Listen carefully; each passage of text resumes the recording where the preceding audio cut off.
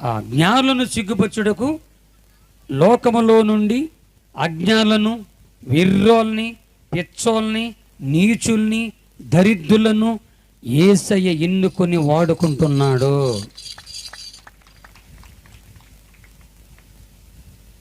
నేను చదివింది 7వ తరగతి, అట్రపల పెళ్ళిపోయాను. నాతో చదువుకున్న క్లాస్మేట్, అన్న గుర్రప్పన్న నువ్వు అడుగు మనిషివి, నీకు తప్పనిసరి గవర్నమెంట్ జాబ్ ఇస్తారు, అప్లై చేయమన్నారు. నాకు నవ్వు వచ్చింది. నాకెందుకు ఇస్తారని అప్లై చేస్తే నెల తిరగకముందే నాకు స్టేట్ బ్యాంకులో విజయవాడలో జాబ్ వచ్చేసింది. ప్రభు చెప్పాడు, జాబు కోసం కాదు బతికించుకుంది, నేను నా సేవ కొరకు వదిలి నా సేవ చేయమన్నాడు.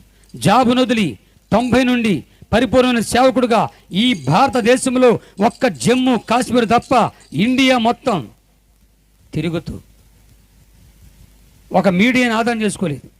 నాకు ఇచ్చిన వాగ్దానాలు మార్కు సువార్త